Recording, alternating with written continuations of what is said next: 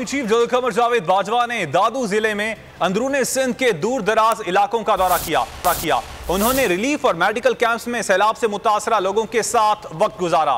दादू और गिरदोनवाह के सैलाब से मुतासरा लोगों को 5000 खैमे फराहम करने की हिदायत भी की। बादअज़ा आर्मी चीफ ने दादू, खैरपुर, नाथन शाह, जूही, महर और मंचर झील के सैलाब से मुतासरा इलाकों का फजाई जायजा भी लिया। इस मौके पर army chief general Qamar Javed Bajwa का क्या कहना था, आपको दिखाते हैं। अच्छा, मैं आप दो हिस्सों में जवाब दूंगा। पहले मरहले में तो मैं बताऊंगा रेस्क्यू और रिलीफ का। मैं तकरीबन पाकिस्तान के तमाम इलाकों में फिर चुका हूँ जहाँ सैलाब आया। उथल से लेके नसीराबाद, राजनपुर, सवात, लाड़काना, शहजाद कोट, खैरपुर और आज मैं ये दादू के इलाके में आया हूँ। पहले तो मैं आपको बताना चाहता हूँ कि मेरा ख्याल है सबसे ज़्यादा तबाही इस इलाके में आई है। मंचर झील और हमल झील, जो जिनका आपस में फासला तकरीबन 100 किलोमीटर का है, वो मिल चुकी हैं।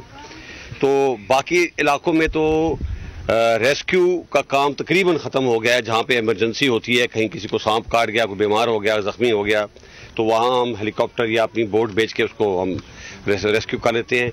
यहाँ तो अभी तक रेस्क्यू का काम भी जारी है और रिलीफ का काम भी जारी है। ये जो दादू जो शहर है, मुझे बताया गया तकरीबन 4.25 लाख इसकी आबादी है, लेकिन इस वक्त ये तकरीबन 1 मिलियन के करीब इसकी आबादी पहुँच गई है और यहाँ पर बहुत प्रेशर है। इर्द गिर्द भी पानी का बहुत जोर है। डीसी साहब ने अच्छा काम किया है, लोगों के साथ मिलकर, फौज के साथ यहाँ पर उन्होंने बांचन बनाए हैं, इसको महफूज करने की कोशिश कर रहे हैं। तो यहाँ पे तो अभी पहले फेज का चैलेंज चल रहा है कि लोगों को हमने रेस्क्यू करना है और रिलीफ भी देनी है। इस वक्त पाकिस्तान से लोग इमदाद दे रहे हैं, पंजाब से, खैबर पख्तूनख्वा से काफ़ी इमदाद आ रही है, लेकिन हमें तवक्को है कि हमारे जो सिंध के लोग हैं, अर्बन और रूरल दोनों से रिक्वेस्ट करूंगा कि इस वक्त हमारे भाई बहुत मुश्किल में हैं, इनके लिए आगे आएँ और इमदाद लेकर आएँ, ताकि हमें हर चीज़ के लिए इंटरनेशनल कम्युनिटी को नहीं देखना चाहिए। हालांकि इंटरनेशनल कम्युनिटी ने अपना काम शुरू कर दिया है। वर्ल्ड फूड प्रोग्राम के लोग भी पहुँच गए हैं, USAID के लोग भी पहुँच गए हैं, सेक्रेटरी जनरल भी आ गए हैं, अमेरिकन, यूरोप, चाइना, पूरा मिडल ईस्ट लोग गैल्वनाइज हो गए हैं, फ्लाइट्स आनी शुरू हो गई हैं, लेकिन उन्हें एक लिमिट तक पहुंचा सकते हैं। अपने लोगों की जिम्मेदारी हमारी अपनी है। तो पहले फेज में तो इनको रेस्क्यू रिलीव करना, रिहेबिलिटेशन में। Army chief general Qamar Javed Bajwa का क्या कहना था आपने सुना। आपको बताते चलें कि आर्मी चीफ ने दादू जिला में अंदरूनी सिंध के दूर दराज इलाकों का दौरा किया है और उन्होंने रिलीफ और मेडिकल कैंप्स में सैलाब से मुतासरा लोगों के साथ वक्त भी गुजारा। दादू और गिरदोनवाह के सैलाब से मुतासरा लोगों को 5000 खैमे फराहम करने की आर्मी चीफ ने हिदायत भी की। बादअज़ा आर्मी चीफ ने दादू, खैरपुर, नाथन शाह, जूही, महर और मंचर झील के सैलाब से मुतासरा इलाकों का फ़ज़ाई दौरा भी किया। तो आपको इस वक्त अपडेट कर रहे हैं army chief general Qamar Javed Bajwa के अंदरूनी सिंध के दूर दराज इलाकों के दौरे के हवाले से। इस मौके पर उन्होंने मीडिया से भी गुफ्तगू की और मीडिया से गुफ्तगू करते हुए उनका यही कहना था कि जो मुल्क के लोग हैं वो ख़ुद जो हैं वो आगे बढ़ें और इन सैलाब ज़दगान की मदद भी करें। उनका ये भी बताना था कि इंटरनेशनल कम्युनिटी ने भी अपना काम शुरू कर दिया है, ताहम जो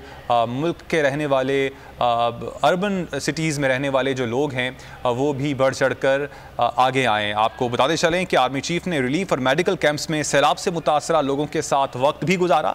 दादू और गिरदोनवाह के सैलाब से मुतासरा लोगों को 5000 खैमे फराहम करने की भी army chief general Qamar Javed Bajwa ने हिदायत भी की। बादअज़ा आर्मी चीफ ने दादू, खैरपुर, नाथन शाह, जूही और मंचर झील के सैलाब से मुतासरा इलाकों का फ़ज़ाई मुआयना भी किया। अपडेट कर रहे हैं आपको army chief general Qamar Javed Bajwa के अंदरूनी सिंध के दूर दराज इलाकों के दौरे के हवाले से।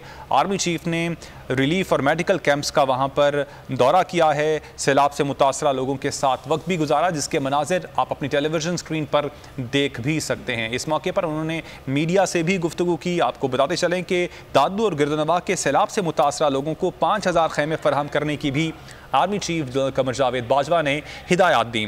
बादअज़ा आर्मी चीफ ने दादू, खैरपुर, नाथन शाह, जूही, मंचर झील के सैलाब से मुतासरा इलाकों का फ़ज़ाई मुआयना भी किया। Army chief general Qamar Javed Bajwa ने दादू ज़िला में अंदरून सिंध के दूर दराज इलाकों का दौरा किया है और उन्होंने रिलीफ और मेडिकल कैंप्स में सैलाब से मुतासरा लोगों के साथ वक्त भी गुजारा, उनके साथ बातचीत भी की। और आपको मज़ीद बताएं कि दादू और गिरदोनवाह के सैलाब से मुतासरा लोगों को 5000 खेमे फराहम करने की भी आर्मी चीफ ने हिदायत की। बाददा आर्मी चीफ ने दादू, खैरपुर, नाथन शाह, जूही और मंछर झील के सैलाब से मुतासरा इलाकों का फ़ज़ाई जायज़ा भी लिया। आप देख सकते हैं कि इस वक्त आर्मी जो है वो सैलाब मुतासरीन की इमदाद में पेश है। हम लोग हमेशा तैयार रहे हैं सैलाब जो कि दरिया के जरिए आता है, रिवराइन फ्लड के लिए, उसके लिए हमारी तैयारी रही। जिस इलाके में 50 मिलीमीटर बारिश होती है पूरे साल में, अगर वहाँ पे 1700 मिलीमीटर बारिश हफ्ते में हो जाए तो उसके लिए हमारी तैयारी नहीं थी। ख़ास तौर पे वेस्ट बैंक जो है रिवर का, शहजाद कोट, लड़काना, हिल टॉरेंट्स भी उधर से आए और उन्होंने बहुत तबाही मचाई। गवर्नमेंट ने 2017 में एक स्टडी कराई थी एक हॉलैंड की कंपनी से, लुइस बर्जर से, जिसमें सैलाब जो दरिया से आता है उसके बारे में स्टडी थी। लेकिन अभी हमें दोबारा उसको रिविजिट करना पड़ेगा क्योंकि अभी हमने ये जो नया फिनोमेना बीच में आ गया और ये रहेगा कि वेस्ट ऑफ इंडस हमने कैसे इसका इलाज करना है, चेक डैम्स बनाने हैं, कोई हमने ड्रेनेज सिस्टम बनाना है। जब तक ये नहीं होगा तो ये बार बार ये लोग तंग होते रहेंगे। उस पर तो हमने काम शुरू कर दिया है। मैंने खुद अपनी आर्मी इंजीनियर्स को एक टास्क दिया है, इनिशियल स्टडी उन्होंने कर ली है। अगले हफ्ते हम तमाम जो चीफ मिनिस्टर्स और प्राइम मिनिस्टर को उस पर ब्रीफ करेंगे ताकि हमारा उस पर काम शुरू हो जाए। इंटरनेशनल एक्सपर्ट्स भी आ रहे हैं, उनकी भी मदद लेंगे। लॉन्ग टर्म में हमने इन लोगों को जो बेघर हुए हैं इनके लिए भी हमें कुछ सोच रहे हैं। मेरे दिमाग में एक आइडिया आया है कि हम एक प्री फैब विलेज बनाते हैं और उसमें खूबी है कि वो विलेज चंद दिनों में बन जाता है। हम 50 से 100 घरों का एक विलेज बनाएंगे। जगह हम सिलेक्ट कर रहे हैं, या बलूचिस्तान में होगी या सिंध में होगी, और एक 2 बेडरूम, 1 किचन और 1 बाथरूम का जो घर है वो तकरीबन 5 लाख में बन जाता है और उसकी लाइफ भी बहुत लंबी होती है, 50 साल से 100 साल तक रहता है। उसको अगर हम किसी हाई जगह पे बना दें तो एक तो वो लोग महफूज रहेंगे, क्वालिटी ऑफ लाइफ भी इनकी इंप्रूव हो जाएगी। तो हम उस तरफ भी जा रहे हैं। साथ साथ इस वक्त हमारा एक और चैलेंज भी इस वक्त यहाँ पे इमर्ज हो रहा है, वो है बीमारियाँ, dengue, malaria, water borne disease. वो भी एक बड़ा चैलेंज खास तौर पे दादू के इलाके में हो रहा है। इधर भी हम एडिशनल ट्रुप्स मूव कर रहे हैं, एडिशनल मेडिकल बटालियंस मूव कर रहे हैं और सिविल एडमिनिस्ट्रेशन के साथ मिलकर लोगों को हम रिलीफ पहुंचाने की कोशिश कर रहे हैं। चैलेंज है, लेकिन चैलेंज में अपॉर्चुनिटीज भी होती हैं। इससे हमने काफ़ी कुछ सीखा है और मुझे उम्मीद है कि आइंदा गवर्नमेंट के साथ मिलकर अच्छी प्लानिंग के साथ हम इन लोगों की ज़िंदगी पहले से बेहतर कर सकेंगे। इसमें जनरल साहब एक सवाल ये कि इस वक्त सबसे बड़ी देखते हुए नजर आ रही है और उसका अंदाजा उस वक्त तक कोई नहीं कर सकता जब तक इनका देखा न जाए। तो इस वक्त एक सिलसिला ये है कि पानी हर जगह पे मौजूद है और जिस किस्म के ये लोग हैं इनको अगर सिर्फ पानी निकाल दिया जाए तो ये खुद जाके वहाँ पे रहने को ज़्यादा तरजीह देंगे। कोई भी आदमी पानी छोड़ने के लिए तैयार नहीं होता। तो इस मरहले के लिए आप लोग क्या प्लानिंग कर रहे हैं कि किस तरीके से पानी को जल्द से जल्द? देखिए, इस वक्त आज मुझे बताया गया है कि कोटरी बैराज के ऊपर 5 लाख का रेला गुजर रहा है। जिस वक्त दरिया सिंध में पानी कम हो जाएगा तो मंछर झील का जो ड्रेनेज है वो दरिया सिंध में वो भी जाता है। तो जो ही वो वहाँ पर दरिया सिंध का रेला गुजर जाएगा तो ये पानी यहाँ से पानी कम होना शुरू हो जाएगा और अभी कम होना शुरू हो भी गया है। अभी भी कई जगह पे 8-8, 10-10 फुट पानी है, लेकिन कम होना शुरू हो गया है। लेकिन खैरपुर के इलाके में और सखर के इलाके में वो ज़रा लो लाइंग इलाका है, वहाँ हमें कुछ और तदबीर करनी पड़ेगी। हो सकता है डी वाटरिंग करनी पड़े, पंप्स लगाने पड़े, कोई ड्रेनेज सिस्टम बनाना पड़े। यहाँ से जैसे मैंने कहा है, जो ही इंडस में पानी कम होगा तो ऑटोमेटिकली पुल आएगा और हम बंद तोड़ के पानी का रुख उस तरफ कर देंगे और पानी को उधर ले जाएंगे। लेकिन ये लॉन्ग टर्म के लिए हमें पूरी प्लानिंग करनी पड़ेगी। डिलेड एक्शन डैम्स बनाने पड़ेंगे, वाटर ड्रेनेज सिस्टम बनाना पड़ेगा, तभी इस मसले का हल होगा। सर, मेरा एक सवाल है सर, जैसे कि क्लाइमेट चेंजेस आ रहे हैं और ये जो नेचुरल डिजास्टर हमारे पास अभी इस वक्त आया, ग्लोबल वार्मिंग से भी पूरी दुनिया 2-4 है, तो आप इसको कैसे देखते हैं कि हमें फर्दर क्या स्टेप लेने? देखिए, उसमें ये कि अभी सेक्रेटरी जनरल भी आए थे और उसके बाद यूएसएड वाले भी थे और कांग्रेस के लोग भी आए, अमेरिका से काफ़ी दुनिया आई। उनको हमने यही बताया कि हमारी एमिशंस जो हैं दुनिया में लेस देन 1% है। 2010 में भी बहुत बड़ा फ्लड आया, 2022 में भी फ्लड आ गया। जबकि हमारी कंट्रीब्यूशन तो नहीं है। तो लोगों के काम की वजह से हमें मुसीबत हो रही है, हमारे ग्लेशियर्स भी पिघल रहे हैं। तो इस पे ये whole of the world approach चाहिए। पाकिस्तान अकेला कुछ नहीं कर सकता, तमाम दुनिया को इस पे काम करना पड़ेगा। और दुनिया में अभी लोगों ने आवाज़ें उठानी शुरू कर दी हैं कि अगर हमने ये ना किया तो तमाम दुनिया में मुसीबत आ सकती है। इस साल आपने देखा होगा कि हमारा विंटर्स के बाद फौरन हम स्प्रिंग आया नहीं और समर में चले गए।